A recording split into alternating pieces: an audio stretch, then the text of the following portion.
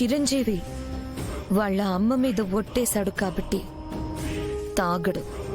విజయ కూడా అది బలంగా నమ్ముతుంది.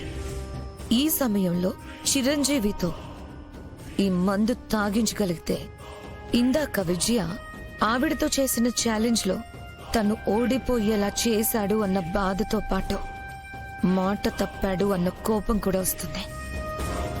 మాట తప్పితే ఇంట్లో ఉండను అని చిరంజీవి చెప్పాడు.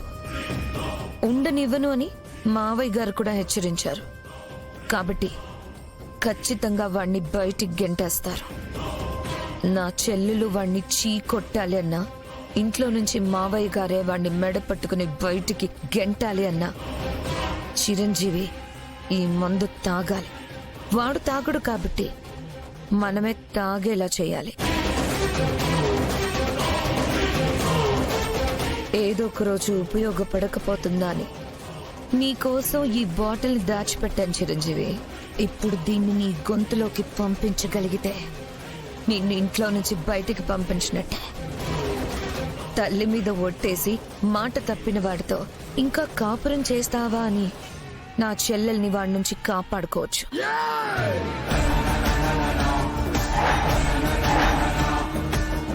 దుర్గా,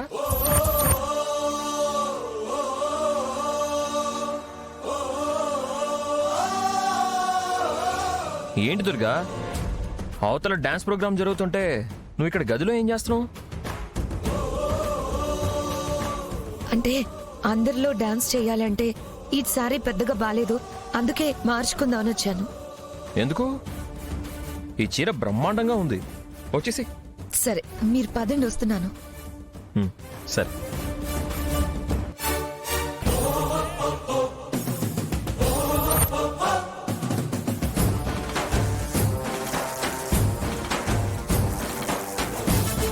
ఏంటది ఇందాకటి నుంచి చేతులు వెనక్కి దాస్తున్నావు?